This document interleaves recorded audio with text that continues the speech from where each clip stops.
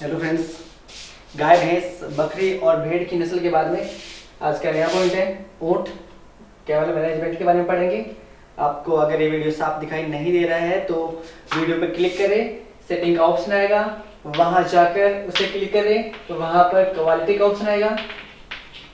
Quality को आप लोग 360 या 480 पिक्सल पे करो तो वीडियो आपको साफ दिखाई देगा।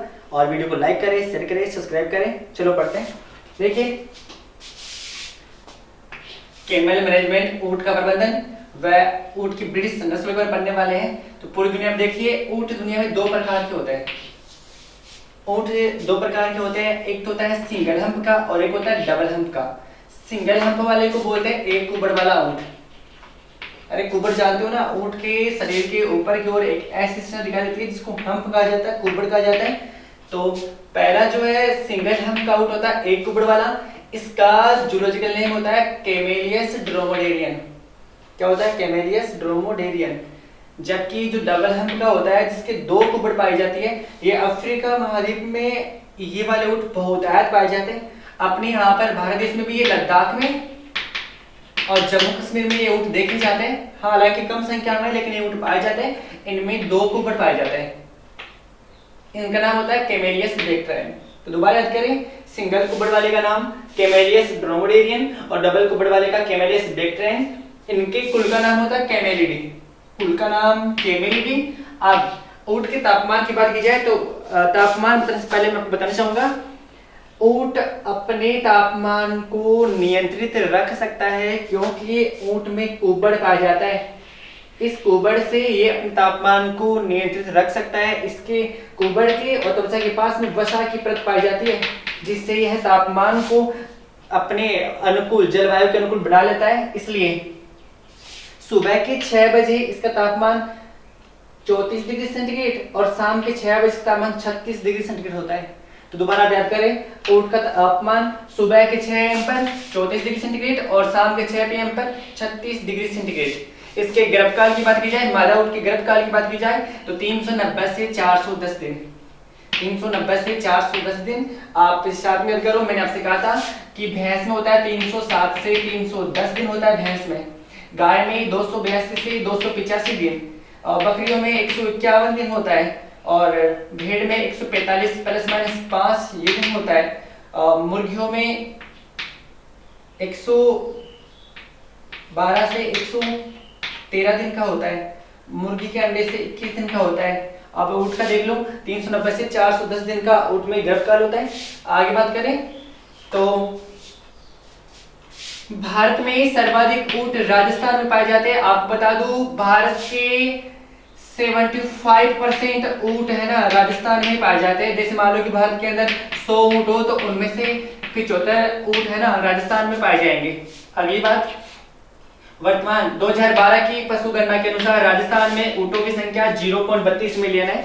2012 की पशु गणना के अनुसार राजस्थान में ऊंटों की संख्या 0.32 मिलियन है। और राजस्थान में सबसे पहले ऊंट लाने का श्रेय पाबूजी को दिया गया था। राजस्थान में सबसे पहले ऊंट लाने का श्रेय पाबूजी। और वर्तमान समय में जो ऊंटों के देवता है वो भी पाबूजी महाराज है। नागौर में इनका पवित्र स्थान है। ये ऊंटों के रक्षक देवता, ऊंटों के देवता कहलाते हैं। आज भी ग्रामीण एरियाओं में ऊंट के बीमार हो जाने पर पाबूजी महाराज की ही पूजा की जाती है। ये सबसे पहले ऊंट राजस्थान में ये लेके आए थे। अगली बात करें, अपने राजस्थान के अंदर ऊंट बांधने वाली जाति को राइका या रेबारी कहा जाता है। दो नाम है, राइका या रेबारी। राजस्थान में ऊंट पालने वाली जाति है।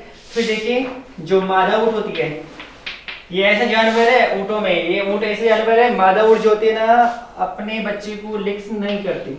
मतलब सामान्य तौर पर सारे जो पशु होते हैं प्रसव के दौरान अपने बच्चे को लिक्स चाटते हैं, लेकिन मादा ऊंट अपने बच्चे को कभी नहीं चाटती। ये ऊंटों की प्रमुख विशेषता है, ये अपने बच्चे को कभी लिक्स नहीं करते। जब मादा ऊंट होती है ना, वो 2 वर्ष के अंतराल पर बच्चा देती है। गर्भकाल 390 से 410 दिन का है, लेकिन 2 वर्ष के अंतराल पर ये बच्चा देती है। जब बच्चे का जन्म होता है उस समय उस बच्चे का वजन 35 से 40 किलोग्राम होता है। ये भी याद करो, जन्म के समय ऊंट के बच्चे का वजन कितना होता है? 35 से 40 किलोग्राम। ऊंट में है ना, ये क्वेश्चन अभी सुपरवाइजर में और पहले जेट में भी आ चुका है। इसका क्वेश्चन आप याद करो कि ऊंटों में सेक्सुअल एक्सपेरिमेंट पीरियड, ऊंटों में सेक्सुअल एक्सपेरिमेंट पीरियड क्या कहलाता है? तो उसे रट या मस्त कहा जाता है।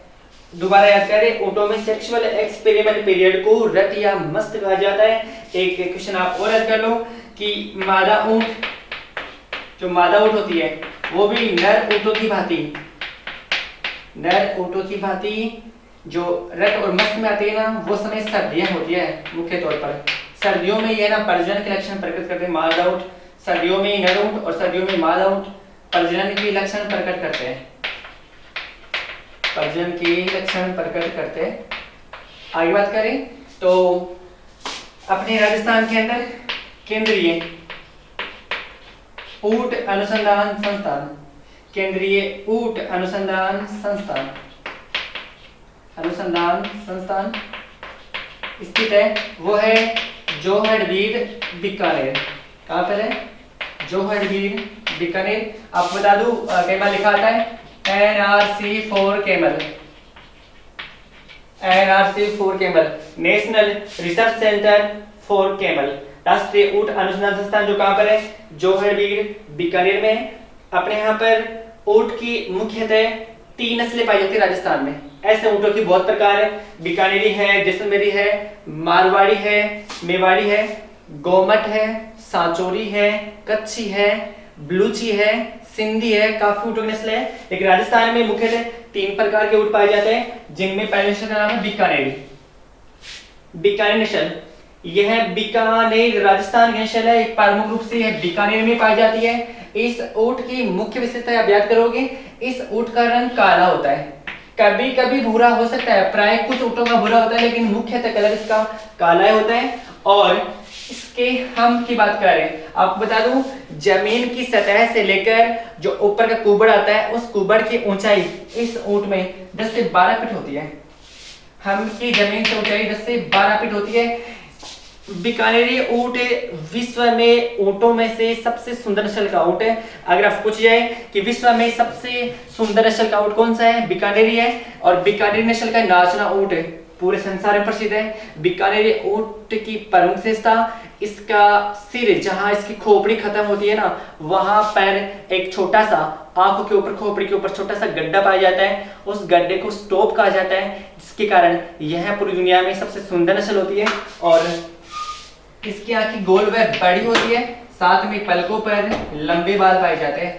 लंबे बाल पाए जाने के कारण इसे सामान्य रूप से जीभ राज कहा जाता है। दोबारा याद करें कि इसकी आंखें गोल व बड़ी होती है और पलकों पर लंबे बाल पाए जाते हैं, इसलिए इसको जीभ राज कहा जाता है। खोपड़ी के पास में एक गड्ढा होता है, जिसको स्टोप कहा जाता है, जो इसको सबसे सुंदर बनाती है नस्ल, कर शिकारी व वजन ढोने के काम आता है। नेक्स्ट बात करें जैसलमेरी ऊंट की। यह जैसलमेर राजस्थान का ऊंट है और इसका रंग हल्का भूरा होता है। दोबारा याद कर ले, बीकानेर का रंग काला होता है, जबकि इसका रंग हल्का भूरा होता है। इसके हम की ऊंचाई की बात करें, कुबड़ की ऊंचाई की बात करें, तो वो होती है 7 से 9 फीट। दोनों इंपॉर्टेंट क्वेश्चन है। दोबारा याद करें, बीकानेरी की हम की ऊंचाई 10 से 12 फीट सामान्य रूप से ऊंचा ऊंट है, और जैसलमेरी की बस थोड़ी कम होती है, 7 से 9 फीट ही होती है। और विशेष बात, इसका शरीर छोटा होता है, इसका शरीर बड़ा होता है। शरीर छोटा होता है, पतला होता है, और पैरों के जो तलवे आते हैं वो भी पतले और बड़े हल्के होते हैं।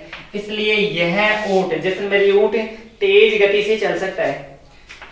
विशेष बात सुने, अगर जैसलमेरी ऊंट की नस्ल को प्रशिक्षित किया जाए तो यह ऊंट एक ठंडी रात में 100 से लेकर 140 किलोमीटर की दूरी तय कर सकता है। 100 से लेकर 140 किलोमीटर की दूरी तय कर सकता है। इसलिए यह ऊंट सर्कस के काम आता है, सेना और पुलिस के जवान इसे काम में लेते हैं। यह मुख्य रूप से सर्कस में सेना के जवान और पुलिस के जवान मुख्यतः जैसलमेरी नस्ल को काम में लेते हैं। और प्राचीन समय में भी काफी राजा महाराजा इस नस्ल का प्रयोग कर चुके हैं, जैसे 1956, 1956, 1971 भारत पाकिस्तान के युद्ध में इस नस्ल का प्रमुख योगदान है, उसमें भी ऊँटों की सेना काम में ली थी। और एक और बताता हूँ मैं आपको उदाहरण, नेपोलियन महान का नाम सुना होगा। नेपोलियन महान 1978 के अंदर नेपोलियन महान मिस्र देश से हार चुका था। यह आधी दुनिया पर राज करने वाला है, लेकिन 1978 के अंदर यह मिस्र से हार चुका था, क्योंकि मिस्र के पास में ना मिस्र के लोगों ने अपनी सेना में ऊँटों की सेना शामिल करी थी, जिससे ये हार गया। एक और है 557 ईसा पूर्व कोरोसस की भी हार हुई थी। कोरोसस महान राजा था जो ईरान की फौज के द्वारा हार गया था, क्योंकि उस समय भी ईरान की फौज ने अपनी सेना के अंदर ऊंट काम में लिए थे। और अभी कुछ समय पहले की बात, बीकानेर के महाराजा गंगा सिंह, वो भी अपनी सेना में ऊंटों के सारे काम में लेते थे, ये भी आप याद करें। तो अपने यहाँ पर भी जैसलमेरी ऊंट पुलिस, सेना और सर्कस के अंदर काम में लिया जाता है। नेक्स्ट जो है वो है मेवाड़ी। मेवाड़ क्षेत्र की, और मेवाड़ में आता है उदयपुर, वहां की नस्ल है। इस नस्ल की जो प्रमुख विशेषता है उसे आप याद करें, नीचे का होंठ लटका हुआ रहता है। इस नस्ल का नीचे का होंठ लटका हुआ रहता है। और एक विशेष बात, यह नस्ल पहले पंजाब में पाई जाती थी, लेकिन पुराने समय में पंजाब से अरावली पर्वतमाला के सहारे मेवाड़ तक, समय में पंजाब से यह नस्ल अरावली पर्वतमाला के सहारे उदयपुर के आसपास के क्षेत्रों में लाई गई, जिसके बाद में यह यहाँ की जलवायु के अनुकूल हो गई और इसी का नाम मेवाड़ी पड़ गया। इसका विशेष यही है कि इसके नीचे का होंठ लटका हुआ है, इसका प्रमुख लक्षण है। इसका रंग हल्का भूरा होता है, गर्दन छोटी परंतु मोटी होती है। यह ऊंट 5 मील प्रति घंटे की रफ्तार से चल सकता है। वैसे नॉर्मली ऊंट 10 से 12 किलोमीटर 1 घंटे में चल सकता है, और यह ऊंट भी 5 मील प्रति घंटे की रफ्तार से चल सकता है और वजन ढोने के काम में आता है। ये आपके ऊंट की नस्लें थी। राजस्थान में 3 नस्लें पाई जाती है, बीकानेरी, जैसलमेरी और मेवाड़ी। पर कई बार क्वेश्चन पूछा जाता है कि सवारी के काम आने वाले ऊंट की कौन सी नस्ल होती है। ऐसी नस्ल जो सवारी के लिए सबसे अच्छी होती है वह नस्ल है गोमत। ये जेटी में पूछ चुके हैं इस क्वेश्चन को कि सवारी के लिए सबसे जो अच्छी नस्ल है वो कौन सी है, गोमत होती है। अब आगे पढ़ने वाले हैं, ये तो है देखो ऊंट का सामान्य प्रबंधन, और ये ऊंट की ब्रीडिंग। आप पढ़ने वाले हैं ऊंट का मैनेजमेंट। तब तक आप चैनल को लाइक कर दिए, सब्सक्राइब कर दिए, शेयर कर दिए, व्यूज को बढ़ाए। देखिए अब आगे पढ़ने वाले हैं ऊंट का मैनेजमेंट। और मैनेजमेंट में सुने, एक ऊंट जो होता है ना, एक ऊंट, उसको रहने के लिए सामान्य तौर पर खुला आवास की अगर बात की जाए, खुला आवास, तो वो चाहिए 75 से 100 वर्ग फुट। एक ऊंट के लिए खुला आवास होना ही चाहिए। ऊंट को रेगिस्तान का जहाज कहा जाता है, डेजर्ट शिप, रेगिस्तान का जहाज कहते हैं। और यह 7 दिन तक बिना पानी पिए रह सकता है। यह तो आपने सुना होगा कि 7 दिन तक बिना पानी पिए रह जाता है। और वह भेड़ की कौन सी नस्ल है जो भी 3 से 4 दिन तक बिना पानी पिए रह जाती है। भेड़ की नस्ल है जो 3 से 4 दिन तक बिना पानी पिए रह जाती है, वो है जैसलमेरी। और ऊंट भी 7 दिन तक बिना पानी पिए रह जाता है। ऊंट की विशेष बात सुनो, ऊंट को वैसे तो सामान्य तौर पर ऊंट को है ना डेली अगर रोजाना पानी पिलाया जाए तो उसे 18 से 36 लीटर पानी की आवश्यकता होती है।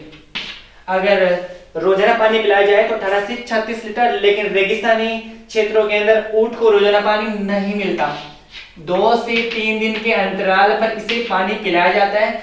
पानी पिलाने पर ऊंट एक बार में, ये इंपॉर्टेंट क्वेश्चन है कि ऊंट एक बार में कितना पानी पी जाता है। तो ऊंट एक बार के अंदर 130 लीटर पानी पी जाता है। ऊंट एक बार में 130 लीटर पानी पी जाता है। 130 लीटर पानी बहुत होता है। इतना पानी ये कैसे पी जाता है? क्यों? क्योंकि जैसे ऊंट पानी पीता है तो ऊंट की आरबीसी का आकार, रेड ब्लड सेल, लाल रक्त कणिकाओं का आकार 240% तक बढ़ जाता है। जबकि सामान्य अगर और पशुओं की बात की जाए तो 130% बढ़ जाए ना, 130%, तब आरबीसी फट जाती है और पशु की मौत हो जाती है। लेकिन ऊंट में ये आरबीसी 240% तक बढ़ जाती है, इसलिए ऊंट एक बार में 130 लीटर पानी पी जाता है। साथ में एक ऊंट को प्रतिदिन 75 से 125 ग्राम नमक की आवश्यकता होती है। एक ऊँट को एक दिन में 75 से 125 ग्राम नमक की आवश्यकता होती है। अगला क्वेश्चन सुने। ऊँट में कुबड़ पाया जाता है जो इसकी प्रमुख विशेषता होती है। ऊँट में कुबड़ इसकी प्रमुख विशेषता होती है। वह अपने कुबड़ से एक तो शरीर के तापमान को नियंत्रित करता है और अतिरिक्त वसा को कुबड़ में जमा कर लेता है। अगला क्वेश्चन, इसका जो कुबड़ होता है ना वो 200 सेंटीमीटर घेरदार होता है। 200 सेंटीमीटर घेरदार होता है और ऊँट में अपने मार्ग को याद करने की अद्भुत क्षमता होती है। ऊँट में अपने मार्ग को याद करने की अद्भुत क्षमता होती है। ये भी काफी अच्छा क्वेश्चन है कि वह कौन सा पशु है जो अपने मार्ग को सही प्रकार से याद कर सकता है, तो वो ऊँट ही है। इसमें यह अद्भुत क्षमता पाई जाती है। नेक्स्ट, इसके पैरों के नीचे जो पैरों के तलवे होते हैं वो चौड़े होते हैं और साथ में गद्दीदार होते हैं, इसलिए यह आसानी से रेगिस्तान में चल सकता है। इसलिए यह आसानी से रेगिस्तान में चल सकता है। अगली बात, ऊँट की पलकों पर, ऊँट के आंखों की पलकों पर लंबे बाल पाए जाते हैं। इनकी भी खास पहचान है, लंबे बाल पाए जाएंगे पलकों पर, विशेष रूप से मिलेंगे आपको और काफी लंबे बाल मिलेंगे, क्योंकि लंबे बाल होने के कारण जब रेगिस्तान में आंधियां चलती है, रेगिस्तान में आंधियां चलती है और रेगिस्तान में जब दोपहर के समय तेज प्रकाश होता है, तो तेज प्रकाश में प्रकाश से और आंधियों में मिट्टी के कणों से ऊँट के आंखों की सुरक्षा होती है, इसलिए ऊँट की आंखों पर लंबे बाल पाए जाते हैं। नेक्स्ट क्वेश्चन, ये देखिए, ऊँट को प्रतिदिन अपने शरीर भार का 1.5 से 2% शुष्क चारा, सूखा चारा खिलाना चाहिए। सूखा चारा खिलाना चाहिए। अपने शुष्क भार का 1.5 से 2% सूखा चारा। एक ऊँट एक जोड़ी बेल के बराबर काम कर सकता है। एक ऊँट एक जोड़ी बेल के बराबर कार्य कर सकता है। और मैं आपको बता चुका हूं कि जो मादा ऊँट होती है वो अपने बच्चे को कभी लिप्स नहीं करती, बाकी सामान्य जानवर करते हैं। इसके बच्चे का वजन, जब बच्चा जन्म लेता है ना मादा ऊँट का, उस समय उसका वजन 35 से 40 केजी का होता है। और ऊँटों में सेक्सुअल एक्सपेरिमेंट पीरियड, जिसे सामान्य भाषा में रट या मस्त कहा जाता है, यह हमेशा सर्दियों में होता है। यह सर्दियों में होता है हमेशा। सर्दियों में इनमें सेक्सुअल एक्सपेरिमेंट का पीरियड चलता है। और ये वाला क्वेश्चन पूछा गया है कि ऊँटों में सेक्सुअल एक्सपेरिमेंट पीरियड को क्या बोलते हैं, रट या मस्त कहा जाता है। अगला क्वेश्चन आगे देखिए। तब तक आप चैनल को लाइक कर दिए, शेयर कर दिए, सब्सक्राइब कर दें। सब्सक्राइब तो जरूर कर दें। नेक्स्ट देखिए, ऊँटों में विशेष प्रकार के रोग भी देखे जाते हैं, जिनमें सबसे जो पहला रोग है वो है सर्रा रोग। सर्रा रोग के बारे में सुने।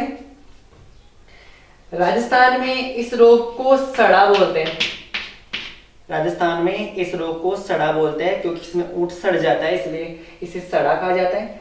जबकि इसे तीव्र रोग भी कहा जाता है।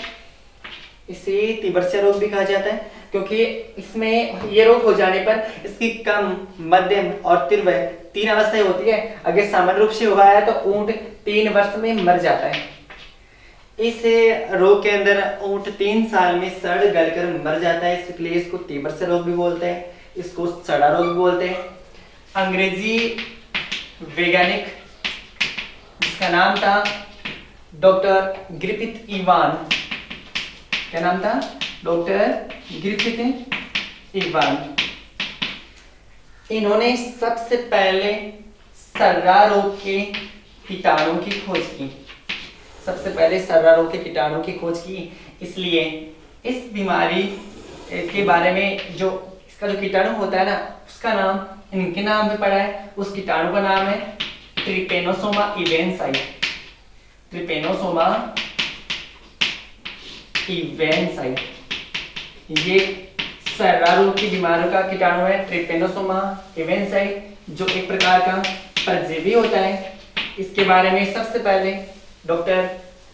अंग्रेज के वैज्ञानिक डॉक्टर ग्रिफिथ इवान ने बताया था। इसलिए इस बीमारी